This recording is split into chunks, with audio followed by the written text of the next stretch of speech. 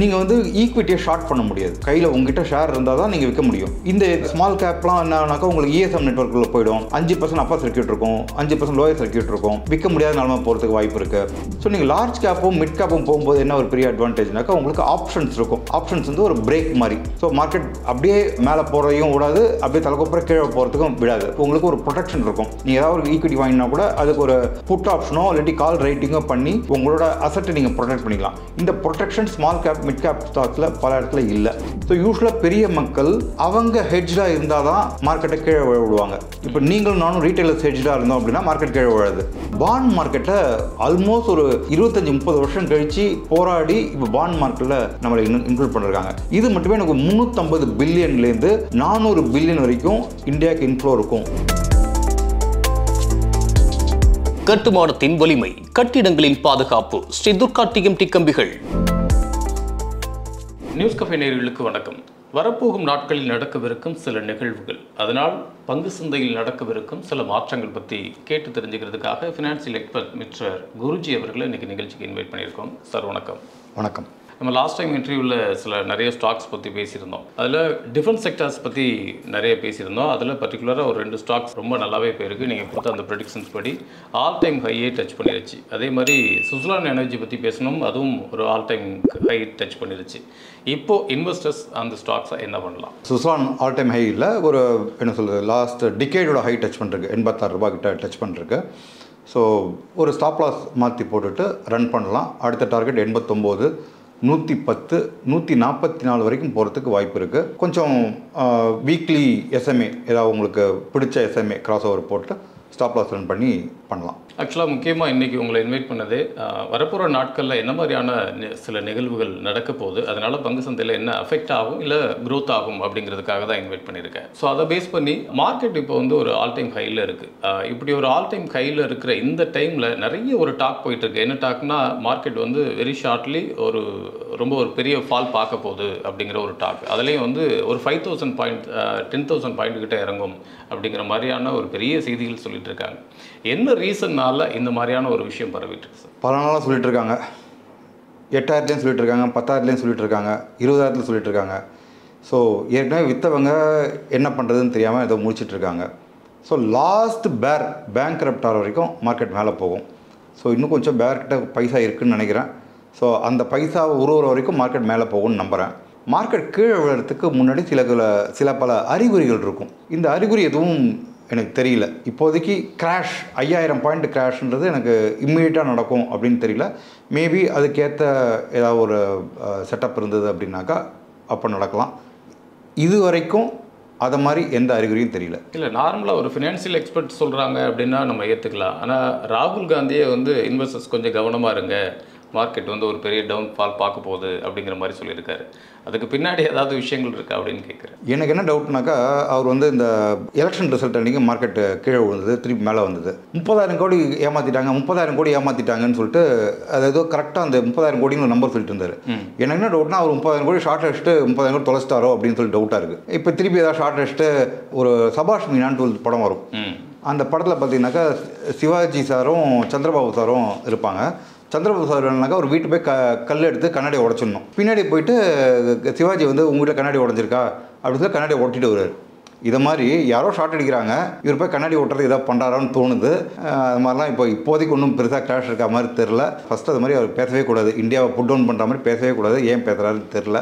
அதை பேசாமல் இருக்கிறது நல்லது. நாம ஓகே, ஒரு மார்க்கெட் ஃபால் ஆகுது அப்படின்னா அதில் 2 வகையான ஒன்று பார்க்குறோம். ஒன்று ப்ரிப்பேர் ஃபால், இன்னொன்று அன்ப்ரிப்பேர் ஃபால் அப்படின்னு பார்க்குறோம். ஃபார் எக்ஸாம்பிள் கோவிட் டைமில் ஒரு ஃபால் பார்த்தோம். கிட்டத்தட்ட 12,000லேருந்து 7,000 வரைக்கும் மார்க்கெட் இறங்குறதை நம்ம பார்த்தோம். அப்போது 8,000க்கு கால் ஆப்ஷன் அண்ட் புட் ஆப்ஷனில் பல மில்லியன்ஸ் இன்வெஸ்ட் பண்ணியிருக்கிறாங்க, பல கான்ட்ராக்ட்ஸ் வாங்கியிருந்தாங்க. ஸோ கவர்மெண்ட்டுக்கும் இந்த மாதிரி ஏதோ ஒரு விஷயம் நடக்க போகுது அப்படின்னு ஒன்று தெரியுது. அதே மாதிரி பெரிய பெரிய இன்வெஸ்டர்ஸ் அவங்களுக்கும், ஒரு பிக் இன்வெஸ்டர்ஸ்க்கும் இந்த மாதிரி தெரிஞ்சிருக்கு. இல்லைனா இவ்வளோ தூரத்தில் ஒரு 8,000ல் வந்து இவ்வளோ மில்லியன்ஸ், இத்தனை கோடி ரூபாய், கிட்டத்தட்ட 3 லட்சம் கோடி ரூபாய் கிட்ட அந்த டைமில் அதில் இன்வெஸ்ட் பண்ணியிருந்தாங்க. ஸோ இவ்வளோ பெரிய ஃபால் நடக்க போகுது அப்படிங்கிறது ஒரு பிக் இன்வெஸ்டர்ஸ்க்கும் சம் கவர்மெண்ட்ஸ்க்கும் தெரியுது அப்படின்னா, இப்போது இந்த மாதிரியான ஒரு ரூமர்ஸ் கிளம்புற டயத்தில் இப்படி ஒரு ஃபால் வருமா அப்படிங்கிறத நம்ம எப்படி ஐடென்டிஃபை பண்ணிக்கலாம் சார்? ஸோ இது ஆக்சுவலாக இந்த 2019 செப்டம்பர் அக்டோபர்லேயே நான் இதை பற்றி ஒரு பெரிய போஸ்ட் போட்டிருந்தேன். இது மார்க்கெட்டில் பெருசாக நடக்க போகிறது. மார்க்கெட் 12,431 ஆல் டைம் ஹையில் இருக்குது. ஆனால் மக்கள் வந்து 10,000 கால், 10,500 கால், 9,000 கால், 8,600 கால், 8,000 கால்லாம் வாங்கியிருக்காங்க. அதுவும் வந்து கிட்டத்தட்ட 3.5 லட்சம் கோடி இன்வெஸ்ட் பண்ணிருக்காங்க இந்த கால்ஸில். அது மாதிரி புட்ஸ்லேயும் வாங்கியிருக்காங்க. ஃப்யூச்சரை கச்சாமச்சான் ஷார்ட் பண்ணிருக்காங்க. So something big is going to happen அப்படின்னு சொல்லியிருந்தேன். செப்டம்பர்லேருந்து அக்டோபர்லேருந்து ஒரு மாதமும் இந்த 3.5 லட்சம் 4 லட்சம் கோடியை கேரி ஃபார்வர்ட் பண்ணிகிட்டே போயிருந்திருக்காங்க. பிப்ரவரியில் வித்தின் 15-20 டேஸில் அவங்க வந்து எவ்வளோ லட்சம் கோடி அந்த பைசா பண்ணாங்க அப்படின்னு தெரியல, அந்தளவுக்கு பைசா சம்பாதிச்சிட்டாங்க. ஸோ நீங்கள் சொன்ன மாதிரி மார்க்கெட்டை வந்து ப்ரிப்பேர்ட் ஃபால், அன்ப்ரிப்பேர்ட் ஃபால் அப்படின்னு சொல்லிட்டு இருக்கும். ஸோ யூஸ்வலாக பெரிய மக்கள் அவங்க ஹெட்ஜாக இருந்தால் தான் மார்க்கெட்டை கீழே விழுவாங்க. இப்போ நீங்களும் நானும் ரீட்டைலர்ஸ் ஹெட்ஜாக இருந்தோம் அப்படின்னா மார்க்கெட் கீழே விழாது. பெரிய ஆட்கள் ஹெட்ஜாக இருந்தால் மார்க்கெட் கீழே விழும். இதுக்கு 2-3 எக்ஸாம்பிள் இருக்குது. கிரெக்சிட் அப்படின்னு சொல்லிட்டு ஒரு பேர். கிரீஸ் வந்து யூரோப்பியன் ஜோன்லேருந்து எக்ஸிட் ஆச்சு. அப்போ வந்து மார்க்கெட் ஒரு 8,400லேருந்து 7,890 கிட்ட கீழே விழுந்தது. அது வந்து கிளியர்லி மேனேஜ்டு ஃபால். மக்கள் எல்லாம் புட்டு வாங்கியிருந்தாங்க, காலை ரைட் பண்ணிருந்தாங்க, ஃபியூச்சர் விற்றுருந்தாங்க. 7,890 வந்தது, அவங்க ப்ராஃபிட் புக் பண்ணாங்க, மார்க்கெட் தூக்கி போயிட்டாங்க. So it was a prepared fall. இதுக்கடுத்து பிரிட்டன் எக்ஸிட் பண்ணிச்சு. பிரிட்டன் எக்ஸிட் பண்ணும்போது 8,500 கிட்ட இருந்தது மார்க்கெட்டு. 8,500லேருந்து திருப்பி 7,921 நம்பர் நினைக்கிறேன். அது வரைக்கும் கீழே விழுந்துட்டு எல்லா புட்லேயும் ப்ராஃபிட் பண்ணாங்க, எல்லா கால் ரேட்லையும் ப்ராஃபிட் பண்ணாங்க, எல்லா ஃபியூச்சர் செல்லிங்லையும் ப்ராஃபிட் பண்ணாங்க, மார்க்கெட் தூக்கி வந்துட்டாங்க. அன்ப்ரிப்பேர்டு, பிக்கிஸ் வேர் அன்ப்ரிப்பேர்டு. இதை மாதிரி ஒரு சில இன்சிடென்ட் நடக்கும் அவங்களுக்கே தெரியாமல். சர்ஜிக்கல் ஸ்ட்ரைக் காத்தால் 4:30 மணிக்கு போயிட்டு உள்ளே போயிட்டு அடிச்சுட்டு வந்துட்டாங்க. இந்தியன் இது வந்து சர்ஜிக்கல் ஸ்ட்ரைக் அடிச்சுட்டு வந்துட்டாங்க. பட் மார்க்கெட்டுக்கு 11:15 தான் நியூஸ் வருது. மார்க்கெட் 8,800லேருந்து 8,510 நம்பருக்கு வந்துட்டு அடுத்த செகண்ட் வி ஷேப்பில் ரெக்கவர் ஆகிடுச்சு. எப்பயுமே ப்ரிப்பேர்டு ஃபால் வந்து பார்த்தீங்கன்னாக்கா ரவுண்டட் பாட்டமில் மார்க்கெட் ரெக்கவர் ஆகும். அன்ப்ரிப்பேர்ட் ஃபால் அப்படின்னாக்கா வி ஷேப்பில் ரெக்கவர் ஆகும். அவங்க people were not prepared. So அவங்கள காப்பாற்றிக்கணும். அதனால் வி ஷேப்பில் மார்க்கெட் ரெக்கவர் ஆகிடும். இதுக்கு அடுத்த ஒரு இன்சிடென்ட்டு டிமானிட்டைசேஷன் நடந்தது. நவம்பர் 8ஆம் தேதி 9 நடந்தது 2016. Market 8,605 previous close. Demonetisation announce பண்ணிட்டாங்க. மார்க்கெட் அப்படியே தலை குப்புற கீழே வந்து 7,950 தொட்டுட்டு அன்றைக்கி 8,500 வந்துருச்சு. We shape recovery. So 2 things. When people are biggies are prepared, market will correct and then U-shaped recovery slower recover ஆகும். When biggies are unprepared, any crash, market will bounce back vigorously. இதுதான் வந்து தம் rule. இப்போதைக்கு Bikis R not prepared. இப்போ market 25,000 இருக்குது. 24,000 கால், 23,000 கால், 22,000 கால், இது மாதிரி கால்ஸில் பெரிய ரைட்டிங்கோ பையிங்கோ இல்லாட்டி 26,000 புட்டு 27,000 புட்டில் நிறைய பையிங்கோ செல்லிங்கோ இல்லை. ஸோ அதனால் மார்க்கெட் 5,000 பாயிண்ட் விழும் அப்படின்னு சொல்கிறத என்னால் பை பண்ண முடியல. அந்த ஆர்குமெண்ட்டை வாங்க முடியல. மேபி நாளைக்கு எதாவது டெவலப் ஆச்சு அப்படின்னாக்கா there's a scope. We can rethink. Okay, ஏதாவது பொருளாதார நிகழ்வுகள் அப்படிங்கிற மாதிரி ஏதாவது நியூஸஸ் இருக்கா சார்? ஏன்னா இப்போ அமெரிக்கா லாஸ்ட் டைம் இந்த வேலையில்லா விஷயம் அதோட பெர்சன்டேஜ், ஸோ அதை பேஸ் பண்ணி ஒரு பெரிய ஃபால் ஒன்று வந்துருந்துச்சு. அது மாதிரி அமெரிக்காவோ அல்லது சீனாவோ இந்த மாதிரியான பொருளாதார நெருக்கடியில் ஏதாவது சிக்கியிருக்காங்களா? அது ரிலேட்டடாக இப்படி ஒரு ஃபால் எதிர்பார்க்கலாமான்னு கேட்குறேன். ஆலையில்லா ஊருக்கு இழுப்பு பூ சக்கரை அப்படின்னு சொல்லுவாங்க. ஸோ இப்போ சைனா கீழே விழுந்ததுனாக்கா நாம் தானே அந்த இடத்த ஃபில் பண்ண போகிறோம் இல்லையா? அமெரிக்காவில் ஒரு பிரச்சனை அப்படின்னாக்கா நம்மளுக்கு தான் one of the strongest growing economy. இது வரைக்கும் நமக்கு வந்து எஃப்ஐஐ இன்வெஸ்ட்மெண்ட் வந்துட்டு இருந்தது. ஓகே, இப்போ வந்து எஃபிஐ வருது. ஃபாரின் டைரெக்டாக இன்வெஸ்ட் பண்ணுறாங்க. எஃப்டிஐ நடந்துகிட்ருக்கு. ஓகே, ஸோ நீங்கள் எஃப்ஐஐ மணியாவது ஹாட் மணின்னுவாங்க. எப்போ வரும் எப்போ போகும்னு தெரியாது. பட் எஃபிஐன்றது they actually invest on infrastructure, they invest on equity இல்லையா? ஸோ இந்த பைசா சீக்கிரமாக வெளில போகாது. It is going to stay. So Indian மார்க்கெட்டை பொறுத்த வரைக்கும் எவ்வளோ வேகமாக விழுதோ அவ்வளோ வேகமாக மேலே போகும்.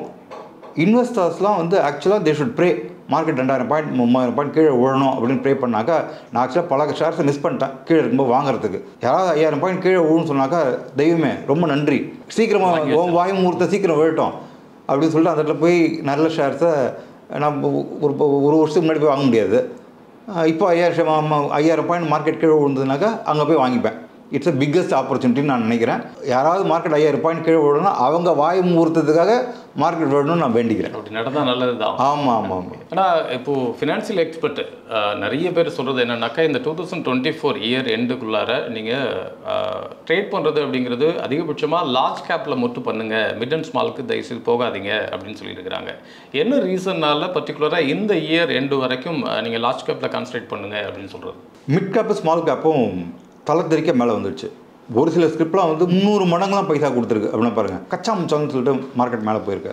நீங்கள் வந்து ஈக்விட்டியை ஷார்ட் பண்ண முடியாது. கையில் உங்ககிட்ட ஷேர் இருந்தால் தான் நீங்கள் விற்க முடியும். இந்த ஸ்மால் கேப்லாம் என்னன்னாக்கா உங்களுக்கு இஎஸ்எம் நெட்வொர்க்கில் போயிடும். 5% அப்பர் சர்க்கியூட் இருக்கும், 5% லோயர் சர்க்கியூட் இருக்கும். விற்க முடியாத நிலமை போகிறதுக்கு வாய்ப்பு இருக்குது. லிக்விடிட்டியால் மேலே போயிட்டுருக்கு. வி டோன்ட் நோ எப்போ பம்ப் அண்ட் டம்ப் பண்ணுவாங்கன்னு நமக்கு தெரியாது. ஸோ நீங்கள் லார்ஜ் கேப்பும் மிட் கேப்பும் போகும்போது என்ன ஒரு பெரிய அட்வான்டேஜ்னாக்கா உங்களுக்கு ஆப்ஷன்ஸ் இருக்கும். ஆப்ஷன்ஸ் வந்து ஒரு பிரேக் மாதிரி. ஸோ மார்க்கெட் அப்படியே மேலே போகிறதையும் விடாது, அப்படியே தலைக்கப்புறம் கீழே போகிறதுக்கும் விடாது. உங்களுக்கு ஒரு ப்ரொடெக்ஷன் இருக்கும்.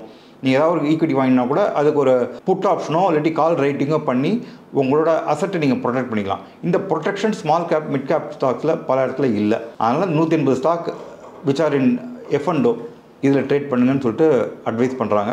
அது ஓரளவுக்கு உண்மை கூட. ஏன்னா எவ்ரி ஒன் கோயிங் காகா.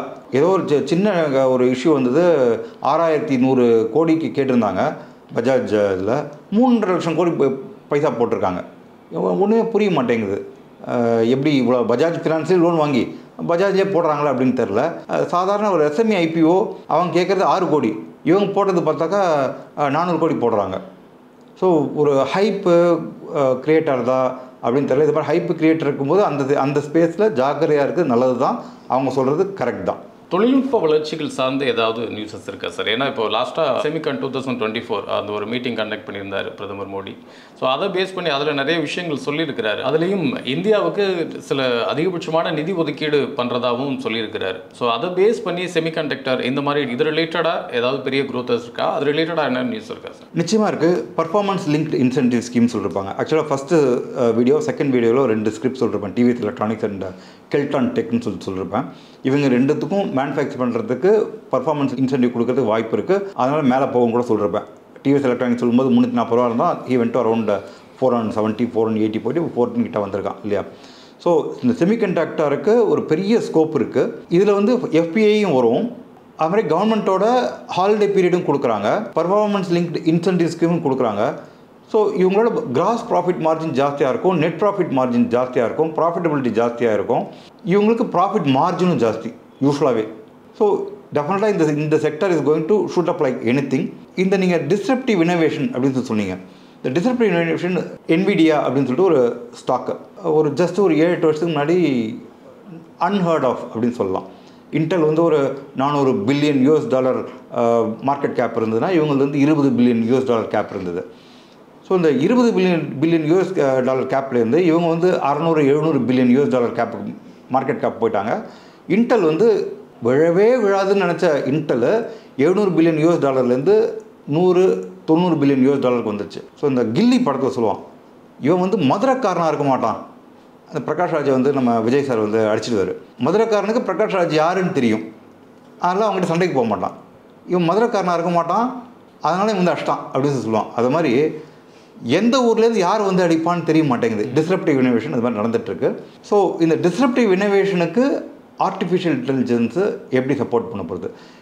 இந்த ஆர்டிஃபிஷியல் இன்டெலிஜென்ஸால் சாஃப்ட்வேர் கம்பெனிக்கு என்ன ஆக போகிறது? ஒரு 5 வருஷத்துக்கு முன்னாடி 10 வருஷத்துக்கு முன்னாடி ஆர் ஈவன் 2 வருஷத்துக்கு முன்னாடி கூட ஹெட் கவுண்ட் பார்ப்பாங்க. இன்ஃபோசிஸில் 1.5 லட்சம் எம்ப்ளாயீஸ் இருக்காங்க. இந்த 1.5 லட்சம் எம்ப்ளாயீஸ்லேருந்து 1,60,000 எம்ப்ளாயி ஆகிட்டாங்கனாக்கா அந்த ஷேர் மேலே போகும். ஏன்னா பில்லு வந்து ஹெட் கவுண்ட் வச்சு தானே பில்லு. ஸோ அதை வச்சு மேலே போகும். TCS 2 லட்சம் பேர் இருக்காங்கன்னா 15,000 பேர் ஆச்சுனாக்கா ஒரு ₹100 மேலே போயிடும். ஒரு அட்ரிஷன் ரேட் ஜாஸ்தியாக போச்சு, ஒரு 10,000 பேர் குறைஞ்சிட்டாங்க அப்படின்னாக்கா TCS ஷேர் ₹300-400 கீழே விழுந்துடும். ஏன்னா அவங்களோட பில்லிங் ஹெட் கவுண்ட் வச்சு தான். இன்றைக்கி அது வயசே வருஷா ஆர்டிஃபிஷியல் இன்டெலிஜென்ஸ் வந்துடுச்சு. ஸோ 1.5 லட்சம் பேர்லேருந்து 1,30,000 பேர் வந்துச்சுனாக்கா இன்ஃபோசிஸ் வேலை மேலே போகிறது. ஜஸ்ட்டு 1.5-2 வருஷத்துக்கு முன்னாடி இது நடந்தால் மேலே போகும், இப்போ அது நடக்கலைன்னா மேலே போகிறது. ஸோ இப்போ இன்ஃபோசிஸ் ஹெட் கவுண்ட் ஒரு 30% கம்மியாச்சுன்னு அதோட ஷேர் வந்து 40% மேலே போயிடும் இன்றைக்கி டேட்டில். ஸோ இதை மாதிரி டிஸ்ரப்டிவ் இனோவேஷன் இருக்குது. இப்போது 40% இன்ஃபோசிஸில் வேலை போச்சு அப்படின்னாக்கா அது யாரை அடிக்கும்னா பேங்கிங் செக்டரில் அடிக்கும். எல்லோரும் லோன் கொடுத்துருப்பாங்க, ஹோம் லோன் கொடுத்துருப்பாங்க, பர்சனல் லோன் கொடுத்துருப்பாங்க, டெலிகுவன்சி அங்கே ஜாஸ்தியாகும். ஸோ எந்த நியூஸு எந்த கம்பெனியை வளர்க்கும், எந்த கம்பெனி அடிக்கும் அப்படின்னு சொல்லிட்டு டீப்பாக யோசிச்சா தான் நமக்கு புரியும். as the time evolves we can think of it. ஆனால் ஜென்ரலாகவே இப்போ செமிகண்டக்டர்ஸ்க்குன்னு நம்ம இவ்வளோ இன்வெஸ்ட்மெண்ட் பண்ணுறாங்க அப்படிங்கிறப்போ இது ரிலேட்டடான சம் செக்டார்ஸ் அல்லது சில கம்பெனிஸ் அப்படின்னு டெவலப் ஆகும் இல்லையா? இவங்களுக்கு மெட்டீரியல் சப்ளை பண்ணுறது அந்த மாதிரி அது ரிலேட்டடாக என்னென்ன கம்பெனிஸ் ஆர் செக்டார்ஸ் எதிர்பார்க்கலாம் சார்? எல்லாருமே ஆட்டோமேஷன் நோக்கி போயிட்டுருக்காங்க. இந்த ப்ரோக்ராம் லாஜிக் கண்ட்ரோல் யூஸ் பண்ணுற நிறைய கம்பெனிஸ் மேலே போகும். இன்றைக்கி கார்ஸ்லாம் பார்த்தீங்கன்னாக்கா நீங்கள் போய் சர்வீஸ் விட்டிங்கனாக்கா ஒரு ECG மிஷின் மாதிரி ஒரு மிஷின் 2 இங்கே ஒரு சதுரம் இங்கே ஒரு சதுரம் அதில் ஏதோ வருது, அதை பார்த்துட்டு அந்த இடத்துல மிஸ்டேக் இந்த மிஸ்டேக் திறந்து ஸ்பேனர் வச்சு சரி பண்ணி விட்டுறான். எவ்ரி திங் இஸ் ப்ரோக்ராம்டாக ஆகிடுச்சு. சாதாரண ஒரு மெக்கானிக்கால் போய் சர்வீஸ் பண்ண முடியாமல் நம்ம ஆகிடுச்சு. ஸோ இப்போ செமிகண்டக்டர் மேனுஃபேக்சரிங் இந்தியாவிலே நடக்கிறதால இவங்க வியட்நாம்லேயோ இல்லாட்டி தாய்லாண்ட்லேயோ இல்லை சைனாலேயோ போயிட்டு செமிகண்டக்டர் வாங்கினாக்கா அந்த காஸ்ட் வந்து ஒரு 200% 300% ஜாஸ்தியாக இருக்கும். இப்போ இந்தியாவிலேயே மேனுஃபேக்சர் பண்ணும்போது, அதுவும் பிஎல்ஐ கிடைக்கும்போது, ஒரு டேக்ஸ் ஹாலிடே கிடைக்கும்போது, எஃபிஐ ஜாஸ்தி வந்துட்டு அவங்களுக்கு ஒரு 3 வருஷத்துக்கு டேக்ஸ் கட்ட வேண்டாம் அப்படின்னு சொல்லிட்டு இருக்கும்போது இவங்களால ஒரு 100% 50% கம்மியான ரேட்டுக்கு அந்த செமிகண்டக்டர் சிப்பாக வாங்க முடியும். Passenger car vehicles, even electric vehicle, Ola electric or டிவிஎஸ்க்கு இருக்கிற அந்த எலக்ட்ரிக் வெஹிக்கிள், இது எல்லாத்துக்குமே வந்து this will be a boon. Semiconductor manufacturing in India is a boon for these industries. நிதி நிறுவனங்களோட முதலீடுகள் அப்படின்னு ஏதாவது ஒன்று இருக்கா? ஏன்னா அது ரிலேட்டடாக இன்னும் நிறைய செக்டர்ஸ் வளர்கிறதுக்கு வாய்ப்புகள் இருக்கு இல்லையா? ஸோ அந்த மாதிரி ஏதாவது நியூஸஸ் இருக்கா sir? World over money is getting towards India. MSC இண்டெக்ஸில் நிறைய ஷேர்ஸ் இன்க்ரீஸ் பண்ணிருக்காங்க. நிறைய ஷேர்ஸ்க்கு வெயிட்டேஜ் ஜாஸ்தி பண்ணிருக்காங்க. சைனா ஷேர்ஸை வெயிட்டேஜ் கம்மி பண்ணிட்டு இந்தியாவில் இருக்கிற பல ஷேர்ஸோட வெயிட்டேஜ் ஜாஸ்தி பண்ணிருக்காங்க. ஸோ நிறைய inflow is happening towards secondary market in India. இது ஒன்று. ரெண்டாவது பார்த்தீங்கன்னா பாண்ட் மார்க்கெட்டில் ஆல்மோஸ்ட் ஒரு 25-30 வருஷம் கழித்து போராடி இப்போ பாண்ட் மார்க்கெட்டில் நம்மளை இன்க்ளூட் பண்ணிருக்காங்க. இது மட்டுமே எனக்கு 350 பில்லியன்லேருந்து 400 பில்லியன் வரைக்கும் இந்தியாவுக்கு இன்ஃப்ளோ இருக்கும் அப்படின்னு சொல்கிறாங்க. ஸோ இன்னி வரைக்கும் நம்மளோட ஃபாரின் டைரக்ட் இன்வெஸ்ட்மெண்ட் ஆர் இந்த பேலன்ஸ் ஆஃப் பேமெண்ட்ஸ் சொல்லுவாங்க, இது வந்து 620லேருந்து 630 கோடி தான் இருக்குது இன்றைக்கி நம்மக்கிட்ட. இந்த ஒரு பாண்ட் மார்க்கெட்டில் பைசா வர்றது மட்டுமே 350-400 பில்லியன் டாலர் வரப்போகுதுனாக்கா நம்மக்கிட்ட இருக்கிற பைசா 1 ட்ரில்லியனை தாண்டுறோம், which is one of the biggest jump. ஒரு வருஷத்துக்குள்ளே 630 பில்லியன்லேருந்து 1000 பில்லியன் US டாலருக்கு போகிறது அப்படின்னாக்கா that is going be the one of the biggest move. You should remember, bond markets are at least 100 times bigger than stock markets. நான் சொல்கிறது at least. அது 200 மடங்காக இருக்கலாம், 500 மடங்காக இருக்கலாம், மினிமம் 100 மடங்கு பெருசு. பெரிய ஆட்கள் யாருமே அவங்களோட கேபிட்டலை இங்கே இன்வெஸ்ட் பண்ணுறதில்ல. அவங்க என்ன பண்ணுவாங்கனாக்கா இந்தியாவுக்குன்னு சொல்லிட்டு ஒரு $10 பில்லியன் அலோகேட் பண்ணுறாங்க. அந்த $10 பில்லியன் தூக்கி கவர்மெண்ட் கில்ஸில் இன்வெஸ்ட் பண்ணுறாங்க. கவர்மெண்ட் கில்ஸில் 7.25% 7.5% வட்டி தராங்க. ஸோ நீங்கள் $1 எட்டு வந்தாக்கா 84 ரூபா அப்படின்னு சொல்லிட்டு வாங்கிக்கிறோம். ஸோ அவங்க வந்து ஒரு $1 லட்சம் எட்டு வந்தானாக்கா அந்த $1 லட்சம் வந்து 84 கோடி அப்படின்னு வாங்கிக்கிறோம். இந்த 84 கோடிக்கு 7.5% 7.5% வட்டி, which will be around 6 lakh or 6 crores or 7 crores வந்துடும் இல்லையா? அந்த 7 கோடியை இன்வெஸ்ட் பண்ணி அந்த 7 கோடிக்கு 10 கோடி சம்பாதிக்கணும். பேனாக்கி பேனை பெருமாள் ஆக்கிற வேலை தான் பண்ணிட்டு இருக்காங்க இவங்க. ஸோ இவங்க இன்வெஸ்ட் பண்ணுற பைசா எதுவுமே அவங்க கேபிட்டல் கிடையாது. இதை நம்ம புரிஞ்சுக்கணும். 350 பில்லியன் டாலர் கொண்டு வந்து இங்கே இன்வெஸ்ட் பண்ணோம் அப்படின்னாக்கா அந்த 350 பில்லியன் டாலருக்கு அவங்களுக்கு 7% 7.5% வட்டி வரும். அந்த 7.5% 350 பில்லியன் டாலருக்கு பார்த்தீங்கன்னா அதுவே ஒரு $40 பில்லியன் வட்டி வந்துடும். அந்த $40 billion they will invest in stock markets. அந்த 40 பில்லியன் 100 பில்லியன் ஆக்குவாங்க. இதுதான் விஷயம். கவர்மெண்ட் ரிலேட்டடான நியூஸஸ் ஏதாவது இருக்கா சார்? கவர்மெண்டோட ஏதாவது அறிவிப்புகள் அல்லது அவங்களோட கொள்கைகள், வரி சலுகைகள் அந்த மாதிரி ஏதாவது கொடுக்கறதுக்கு ரெடியாக இருக்காங்களா? அது ரிலேட்டடாக மார்க்கெட் ஏதாவது க்ரோத் இருக்கிறதுக்கு வாய்ப்பு இருக்கா? மார்க்கெட் இவ்வளோ தூரம் மேலே வந்ததுக்கு ஒரு முக்கியமான காரணம் கேபிட்டல் அக்கௌண்ட் கன்வெர்ட்டபிலிட்டி அப்படின்னு சொல்லுவாங்க. அது இப்போ வந்து நம்ம டாலர் வந்து கண்ட்ரோல்டாக இருக்குது. நம்ம ஜஸ்ட் லைக் தட்லாம் பண்ண முடியாது. இப்போ வந்து இன்னொரு ரூல் கொண்டு வந்திருக்காங்க. நீங்கள் கையில் டாலர் இல்லாமல் ஆப்ஷன்ஸ் விற்று வாங்கலாம் முடியாது. உங்ககிட்ட டாலர் கையில் இருந்ததுன்னா யூ கேன் ஹெட்ஜ். முன்னாடிலாம் வந்து நான் கூட வந்து டாலர் இதை ஆப்ஷன் வாங்கலாம், ஆப்ஷன் விற்கலாம், அதெல்லாம் பண்ணலாம். இன்றைக்கி அதை பண்ண முடியாது. உங்ககிட்ட பைசா இருந்தால் டாலர் ஹெட்ஜ் பண்ணுங்கள், இல்லாட்டி ஸ்பெக்குலேட் பண்ணாதீங்க. ஏன்னா இந்த ஸ்பெக்குலேஷனில் நம்ம டாலர் டு ருப்பியை வந்து பாரிட்டியாக ஜாஸ்தி பண்ணிகிட்டே இருந்தாங்க. இதை கட் பண்ணிட்டாங்க. இந்த மூவ் டுவர்ட்ஸ் கேபிட்டல் அக்கௌண்ட் கன்வெர்ட்டபிலிட்டி போகிறதோ அதனால தான் மார்க்கெட் தலை தெறிக்க என்ன சொல்கிறது, S&P பீட் பண்ணி, டோ ஜோன்ஸை பீட் பண்ணி, ஜெர்மனி கீழே ரொம்ப நாள் இருந்தோம். இப்போ ஜெர்மனி மார்க்கெட்டுக்கு மேலே ஒரு 5000 பாயிண்ட் மேலே இருக்கும். நம்ம ஃபிட்ஸி இதுக்கு மேலே கிட்டத்தட்ட ஒரு 16000 பாயிண்ட் மேலே இருக்கும். லண்டன் ஸ்டாக் எக்ஸ்சேஞ்சு நம்ம வந்து 7500 இருக்கும்போது அவன் 6000 தான். இப்போ நம்ம வந்து 25000 வந்துட்டோம், 7500 இருக்கான். ஸோ லண்டன் ஸ்டாக் எக்ஸ்சேஞ்சு நம்ம 4 மடங்கு 3 மடங்கு பீட் பண்ணி மேலே வந்துட்டோம். இதெல்லாம் நடக்கிறதுக்கு கேபிட்டல் கன்வெர்ட்டபிலிட்டிக்காக போயிட்டுருக்கோமோ அப்படின்னு சொல்லி ஒன்று இருக்குது. இது நடந்ததுன்னா சென்செக்ஸ் 1,50,000 ஃபஸ்ட் டார்கெட், நிஃப்டி வந்து 27,225 ஃபஸ்ட் டார்கெட் அடிச்சிடும். இது ரூமர் தான். எப்பயுமே ரூமருக்காக தான் மார்க்கெட் மேலே போகும். நடந்து முடிச்சுன்னா கீழே விழுந்துடும். ஸோ இது ஒரு பெரிய ரூமர் சுற்றிட்டு இருக்கு. நடக்கலாம்.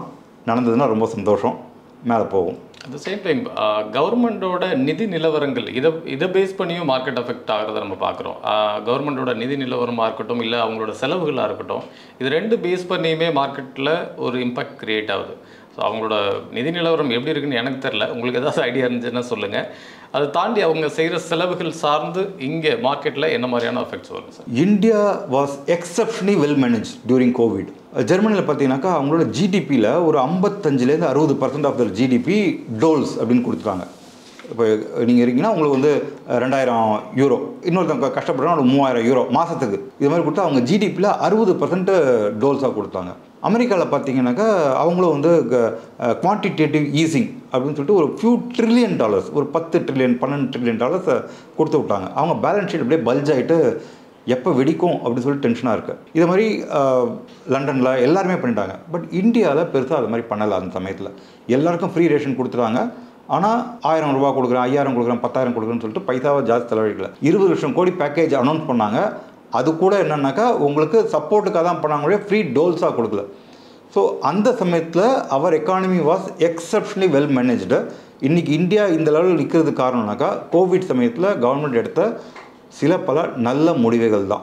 அது மாதிரி இந்த மன்ரேகா ஸ்கீம் அப்படின்னு சொல்லி ஒன்று இருக்குது. இந்த மன்ரேகா ஸ்கீம் ரெவென்யூ எக்ஸ்பெண்டிச்சராக இருந்தது. ஒரு ஆல்மோஸ்ட் ஆரம்பித்து ஒரு 10 வருஷத்துக்கு ரெவென்யூ எக்ஸ்பெண்டிச்சர், ஓட்டு போடுறதுக்கு பைசா கொடுக்கறதுக்காக அப்படின்னு வச்சிங்கன்னா அது மாதிரி ரெவென்யூ எக்ஸ்பெண்டிச்சர் வச்சுருந்தாங்க. இந்த கவர்மெண்ட் வந்த பிறகு இது கேபிட்டல் எக்ஸ்பெண்டிச்சர் ஆகிடுச்சு. ஸோ இன்றைக்கி உங்களுக்கு 200 ரூபா கொடுக்குறாங்க அப்படின்னாக்கா அட்லீஸ்ட் ஒரு 20 என்ன சொல்கிறது பாண்டு மண் எடுத்து கொட்டினீங்களா, ஒரு ஏரி க்ரியேட் பண்ணிங்களா, ஒரு குளம் க்ரியேட் பண்ணிங்களா, என்ன டேஞ்சிபிளாக அசட் க்ரியேட் பண்ணிங்க. இதுலேயும் நிறைய ரூபல்ஸ் இருக்குது நடக்குது. But at least to some extent capital expenditure ஆகிட்டு வருது, which is one of the best thing to happen for MNREGA scheme. இன்னொன்று இப்போ ஃபிஸ்கல் டெபிசிட்டு நாம் ஒரு நம்பர் சொல்கிறோம், அந்த நம்பரை ஹானர் பண்ணிகிட்ருக்கோம். 5 கீழே கொண்டுருவோம் அப்படின்னு ஃபிஸ்கல் டெபிசிட் கொண்டு வந்துருக்கோம். 5 கீழே கொண்டு வந்துட்டோம். இன்ஃப்ளேஷன் ரேட்டை கண்ட்ரோலில் வச்சுருப்போம் அப்படின்னு சொல்கிறோம். இன்ஃப்ளேஷன் ரேட் கண்ட்ரோலில் இருக்குது. இப்போது யூஎஸ்ஏலாம் வந்து ரேட்டை குறைக்கலாமா வேணாமா அப்படின்னு பயந்துகிட்டே இருக்காங்க. நாம் குறைக்கிறதுக்கு ரெடி ஆகிட்டோம். இன்ட்ரெஸ்ட் ரேட்டை குறைக்கிறதுக்கு ரெடி ஆகிட்டோம். மோஸ்ட்லி அடுத்த ஆர்பிஐ பாலிசியில் 0.25% நிச்சயமாக குறைப்பாங்க அப்படின்னு நம்புகிறேன். ஸோ இது எல்லாமே நமக்கு டெய்ல்வின். இந்த செஞ்சுரி பிலாங்ஸ் டு இந்தியா. இதே மாதிரி இந்தியா ஒழுங்காக மேனேஜ் பண்ணிட்டு இருந்தாங்க. இன்னொரு சின்ன எக்ஸாம்பிள் சொல்கிறேன். 2015-16 வந்து என்னாச்சுனாக்கா நிறைய இந்த மெட்டல் கம்பெனிஸ், ஜேஎஸ்டபிள்யூ ஸ்டீல், ஜேஎஸ்டபிள்யூலே இன்னொரு Jindal steel, Tata steel, Bhushan steel கூட கவுந்தது. ஆல்மோஸ்ட் ஒரு 30,000 கோடி ரைட் ஆஃப் பண்ண வேண்டியதாக போயிட்டு இல்லையா. ஸோ இது மாதிரி நிறைய ஸ்டீல் கம்பெனிஸ் கவுந்துருச்சு. They owed almost 5 lakh crores to 6 lakh crores to the banking system. இவங்க ஒரு சின்ன மூவ் பண்ணாங்க. நம்ம ஆம்ஸ்ட்ராங் வந்து நிலாவில் கால் வைக்கும்போது one small step for a man, huge leaf for the man kind அப்படின்னு சொல்லிட்டு ஒரு வார்த்தை சொல்லியிருப்பார். நான் ஒரு அடி தான் வைக்கிறேன், பட் உலகத்துக்கு இது ஒரு பெரிய லீப் அப்படின்னு சொல்லியிருப்பார். அது மாதிரி என்எம்டிசின்னு சொல்லிட்டு அவங்க தான் வந்து ஒரு நோடல் ஏஜென்சி இந்த லைசன்ஸ் கொடுக்குறதுலாம். அவங்கள என்ன பண்ணாங்கனாக்கா 80% ஓவர் ப்ரைஸஸை ஸ்லாஷ் பண்ணிட்டாங்க. ஸோ ஒரு டன்னு வந்து 1500 ரூபாய்க்கு விற்றுட்டு இருந்தாங்கனாக்கா 1500 ரூபாய்க்கு ஸ்ட்ரைட்டாக 300 ரூபாய்க்கு குறைச்சிட்டாங்க. ஒரு குடும்பத்தை காப்பாற்றுறதுக்கு ஒருத்தனை பலி கொடுக்கலாம், ஒரு கிராமத்தை காப்பாற்ற ஒரு குடும்பத்தை பலி கொடுக்கலாம், ஒரு நாட்டை காப்பாற்றுறதுக்கு ஒரு ஊரை பலி கொடுக்கலாம் அப்படிங்க இல்லையா. ஸோ என்எம்டிசின்ற ஒரு கம்பெனியை பலி கொடுத்துட்டு இவங்க என்ன பண்ணுறாங்கனாக்கா 25-30 பெரிய கம்பெனிஸை பாட்டம்லெஸ் பிட்டு நஷ்டத்தில் இருந்த கம்பெனிஸை அப்படியே தூக்கி வந்துட்டாங்க. அன்றைக்கி இருந்த ஷேர்ஸை இண்டால்கோ 65 ரூபா இருந்தது, 500 ரூபா விட்டு போனஸ் கொடுத்து 500 ரூபா. பிடிஎல் 60 ரூபா இருந்தது, 500 ரூபா வந்துட்டான். டாடா ஸ்டீல் அவள் தான் நினச்சிட்டு இருந்தோம், 1000 ரூபாய் போயிட்டு போனஸ் கொடுத்து ஸ்பிளிட்டு கொடுத்து 100 ரூபாய்க்கு வந்துட்டு 150 ரூபாய்க்கு வந்துட்டான். ஸோ இதை மாதிரி டஃப் டிசிஷன்ஸு எடுக்கிறாங்க இந்த கவர்மெண்ட்டு. இந்த ஒரு காரணத்தாலேயே டெஃபினட்டாக Indian market will be well protected. மார்க்கெட்டில் புதிய தயாரிப்புகள் அப்படின்னு ஏதாவது ஒன்று உருவாகிட்டு இருக்குதா? அது ரிலேட்டடாக மார்க்கெட்டில் உள்ள ஆட் ஆன் பண்ணுறதுக்கு உண்டான சோர்ஸ் இருக்கா? Electric vehicle which is catching fire. எல்லோரும் வாங்குறாங்களோ இல்லையோ, எல்லோரும் அட்லீஸ்ட் ஒரு நாளைக்கு ஒரு வாரத்தையாவது எலக்ட்ரிக் வெஹிக்கிளை பற்றி பேசுகிறாங்க. இப்போ பஜாஜில் வந்து சிஎன்ஜி பேஸ்டு பைக் விட்டுருக்காங்க, which is giving 130 kilometres range தருது அப்படின்னு சொல்லி நல்லா இருக்குது அப்படின்னு சொல்லிட்டு இருக்காங்க. புதுசாக ட்ரை பண்ணிகிட்ருக்காங்க. ஸோ நிச்சயமாக இந்த டிஸ்ரப்டிவ் இனோவேஷன்ஸு இன்னொரு 4-5 செக்டரில் நடக்கும் அப்படின்னு எதிர்பார்க்குறேன். இப்போது இந்த டிஸ்ரப்டிவ் இனோவேஷன் பேசஞ்சர் கார்ஸை எப்படி அஃபெக்ட் பண்ணுது? இப்போ ஓலா வந்தது, யூபர் வந்தது. இந்த ஓலா யூபர் வந்த பிறகு இம்மீடியட்டாக கார் சேல்ஸ்லாம் கம்மியாயிடுச்சு. ஏன்னா மக்கள் வந்து பார்க்கிங் இடம் இல்லை, ரெண்டாவது வண்டி ஓட்டுறதே டென்ஷனாக இருக்குது. மூணாவது வேறு எங்கேயா கார் எடுத்து போனால் அந்த இடத்துல பார்க்கிங் இடம் இல்லை. பார்க்கிங் வச்சுட்டு போனாக்கா ஒன்று காரில் கோடு போட்டுறாங்க, இல்லாட்டி போலீஸ்கார் வந்து இது நோ பார்க்கிங் சொல்லிட்டு ஃபைன் போட்டு போய்ட்றான். இதுக்கு பயந்துட்டே மக்கள் கார் வச்சுட்டு இருக்கிற மக்கள் கூட ஓலா யூபர் சொல்லி போக ஆரம்பிச்சாக்க திடீர்னு காரோட சேல்ஸு ஓலா யூபரில் கம்மியாச்சு. பட் இப்போ திருப்பி passenger cars sales of picked up. அதுவும் வந்து ஹை எண்டு கார்ஸ். யாரும் வந்து இப்போ 5 லட்சம் 10 லட்சம் கார்லாம் வாங்குறதில்ல, வாங்குறது 35 லட்சம் 40 லட்சம் தான் கார் வாங்குறாங்க. ஸோ திருப்பி மக்களோட interest car passenger car segment பக்கத்தில் போயிருக்கு. இது இன்னொன்று என்ன சொல்லுது அப்படின்னாக்கா, மக்களோட கான்ஃபிடன்ஸ் லெவல் ஜாஸ்தியாக போச்சு. யூஎஸ் மார்க்கெட்டில் வந்து ஒரு இண்டெக்ஸ் ஒன்று இருக்குது, கார்பேஜ் இண்டெக்ஸ்ன்னு சொல்லிட்டு. எப்போ குப்பை ஜாஸ்தி விழுதோ, சாப்பிட்ற குப்பையோ இல்லாட்டி மற்ற குப்பை ஜாஸ்தி வருதோ, வேஸ்டேஜ் ஜாஸ்தி வருதோ, மக்கள் வந்து ஜாஸ்தி ஸ்பெண்ட் பண்ணுறாங்க அப்படின்னு சொல்லிட்டு அர்த்தம். நம்ம ஊரில் சொன்னாக்கா உப்பு விலை ஜாஸ்தியாச்சு அப்படின்னாக்கா எக்கானமி மேலே போகும் அப்படின்வாங்க. உப்பு விலை ஜாஸ்தியாச்சு அப்படின்னாக்கா மழை பெய்யணும், மழை பெஞ்சால் உப்பு விளையாது. வெயில் அடித்தா உப்பு விளையும், மழை பெஞ்சுன்னா உப்பு விளையாது. அப்படின்னாக்கா உங்கள் ஃபார்மர்ஸுக்கு நல்ல ஈல்டு கிடைக்கும். ஈல்டு கிடச்சிதுனாக்கா அந்த பைசாவை ஸ்பெண்ட் பண்ணுவான் இல்லையா. உப்பு விலை ஜாஸ்தியாச்சுனாக்கா எக்கானமி மேலே போகும். அதுமாதிரி குப்பை ஜாஸ்தியாக போச்சுனாக்கா எக்கானமி மேலே போகும்.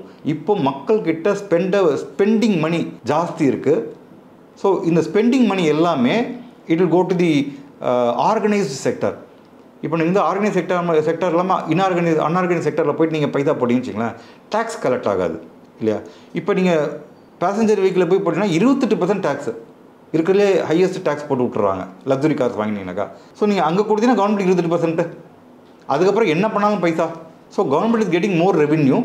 ஃபஸ்ட்டு டைமாக personal income tax has exceeded corporate income tax. இதில் ஒரு சின்ன ட்வீக் பண்ணி கார்பரேட் டேக்ஸையும் ஒரு இன்க்ரீஸ் பண்ணி விட்டாங்க, இல்லாட்டி பர்சனல் இன்கம் டேக்ஸை கொஞ்சம் கம்மி பண்ணி விட்டாங்கனாக்கா we are poised for a leaf.